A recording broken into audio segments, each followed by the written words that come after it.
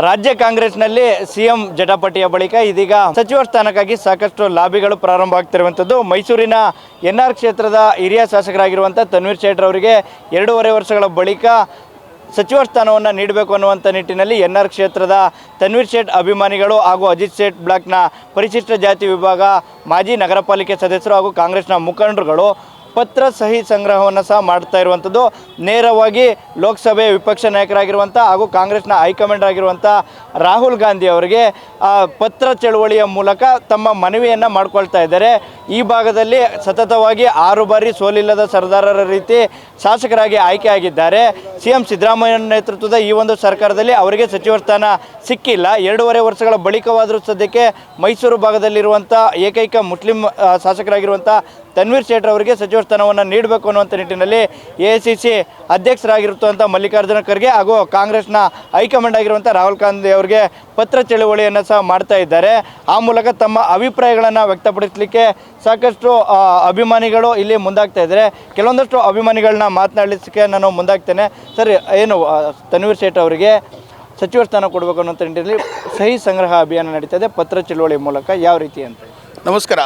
ಇವತ್ತು ನಾವು ಎಲ್ಲರೂ ಸೇರಿ ನಮ್ಮ ಶ್ರೀಮಾನ್ ತನ್ವೀರ್ ಸೇಠ್ ಸಾಹೇಬ್ರನ್ನ ಇವತ್ತು ನಾವು ಸಚಿವ ಸ್ಥಾನ ಕೊಡಬೇಕು ಅಂತ ನಾವು ಎಲ್ಲರೂ ಸೇರಿ ಇಲ್ಲಿ ಕೇಳ್ತಾ ಇದ್ದೀವಿ. ಹೈಕಮಾಂಡ್ಗೆ ಪೋಸ್ಟ್ ಮುಖಾಂತರ ಕೇಳ್ತಾ ಇದ್ದೀವಿ. ಏನಕ್ಕೆ ತನ್ವೀರ್ ಸೇಠ್ ಸಾಹೇಬ್ರನ್ನ ಸಚಿವ ಸ್ಥಾನ ಕೇಳ್ತಾ ಇದ್ದೀವಿ ಅಂತಂದರೆ, ತನ್ವೀರ್ ಸೇಠ್ ಸಾಹೇಬರು ಎಲ್ಲ ಸಮಾಜದವ್ರನ್ನ ತಗೊಂಡು ನಡೆಯೋರು ಯಾರಾದರೂ ಕರ್ನಾಟಕದಲ್ಲಿದ್ದರೆ ಅದು ತನ್ವೀರ್ ಸೇಠ್ ಸಾಹೇಬರು. ಎಲ್ಲ ಸಮಾಜದವ್ರನ್ನ, ಬರೀ ಒಂದು ಸಮಾಜಕ್ಕಲ್ಲ, ಎಲ್ಲ ಸಮಾಜದವ್ರನ್ನ ತಗೊಂಡು ನಡೆಯೋರು ಯಾರಾದರೂ ಇದ್ದರೆ ನಮ್ಮ ತನ್ವೀರ್ ಸೇಠ್ ಸಾಹೇಬರು. ತನ್ವೀರ್ ಸೇಠ್ ಸಾಹೇಬರಿಗೆ ಇಡೀ ಕರ್ನಾಟಕದಲ್ಲಿ ಫಾಲೋವರ್ ಇದ್ದಾರೆ. ಇವತ್ತು ಕ್ಯಾಬಿನೆಟ್ಟಲ್ಲಿ ಆ ಹೆಸರು ಬಂದ ತಕ್ಷಣ ನಾವು ಎಲ್ಲರೂ ಸೇರಿ ಹೈಕಮಾಂಡ್ಗೆ ನಾವು ರಿಕ್ವೆಸ್ಟ್ ಮಾಡ್ಕೋತಾ ಇದ್ದೀವಿ. ಯಾಕಂದರೆ ಕೇಳೋದು ಅಧಿಕಾರ ನಮ್ಗಳಿಗೈತೆ, ಅದರಿಂದ ನಾವು ಕೇಳ್ತಾ ಇದ್ದೀವಿ ನಮ್ಮ ತನ್ವೀರ್ ಸೇಠ್ ಸಾಹೇಬರಿಗೆ ಮಂತ್ರಿ ಸ್ಥಾನ ಕೊಡಬೇಕು ಅಂತ.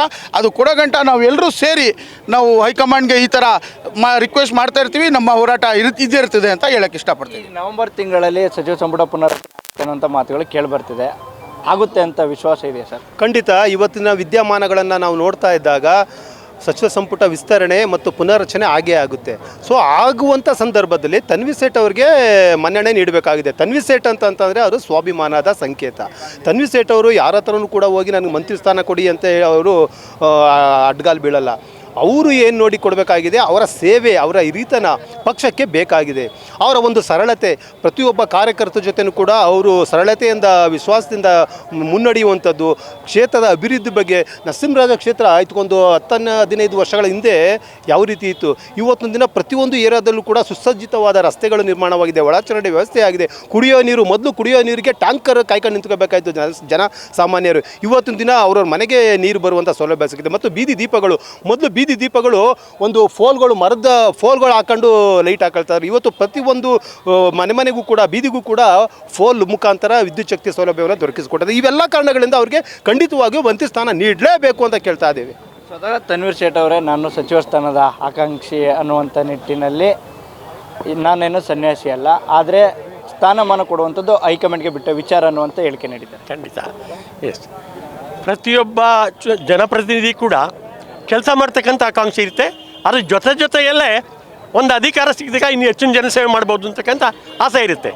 ಅದರಲ್ಲಿ ಮಾನ್ಯ ತನ್ವೀರ್ ಸೇಠ್ ಅವರು ಯಾವತ್ತೂ ಒತ್ತಾಯ ಮಾಡಿ ಕೇಳಿದವರಲ್ಲ, ಕೊಟ್ಟ ಖಾತೆಯನ್ನು ಅಚ್ಚುಕಟ್ಟಾಗಿ ನಿರ್ವಹಿಸಿದವರು, ಸಾರ್ವಜನಿಕರಿಗೆ ಬೇಕಾದಂಥ ಸವಲತ್ತುಗಳನ್ನು ಕೊಡಿಸ್ತಕ್ಕಂಥವ್ರಾಗಿದ್ದಾರೆ. ಆದ್ದರಿಂದ ಏನು ಮುಂಬರ್ತಕ್ಕಂಥ ದಿನಗಳಲ್ಲಿ ಕರ್ನಾಟಕ ರಾಜ್ಯ ಸರ್ಕಾರದಲ್ಲಿ ಬದಲಾವಣೆಗಳಾಗುತ್ತೆ, ಆಗ ಒಂದು ಉತ್ತಮವಾದಂಥ ಖಾತೆಯನ್ನು ಮಾನ್ಯ ತನ್ವೀರ್ ಸೇಠ್ ಅವರು ಕೊಡೋದ್ರ ಮುಖಾಂತರ ಜನಗಳ ಸೇವೆಗೆ ಮತ್ತಷ್ಟು ಅವಕಾಶವಾಗುತ್ತೆ ಅಂತಕ್ಕಂಥ ಅಭಿಲಾಷೆಯಿಂದ ನಾವೆಲ್ಲರೂ ಸೇರಿ ಅವರಿಗೆ ಮುಂದಿನ ಮಂತ್ರಿಮಂಡಲದ ಬದಲಿ ಅವಕಾಶ ಮಾಡಿಕೊಡಿ ಅಂತ ಕೇಳ್ತಾ ಇದ್ದೀವಿ. ಇದು ತನ್ವೀರ್ ಸೇಠ್ ಅಭಿಮಾನಿಗಳು ಹಾಗೂ ಎನ್ಆರ್ ಕ್ಷೇತ್ರದ ಕಾಂಗ್ರೆಸ್ನ ಮುಖಂಡರುಗಳ ಅಭಿಪ್ರಾಯ ಆಗಿರ್ತಕ್ಕಂಥದ್ದು. ಅಂದರೆ ಈಗ ನವೆಂಬರ್ ತಿಂಗಳಲ್ಲಿ ಸಚಿವ ಸಂಪುಟ ಪುನರ್ರಚನೆ ಆಗುವಂಥ ಎಲ್ಲ ಸಾಧ್ಯತೆಗಳಿದೆ.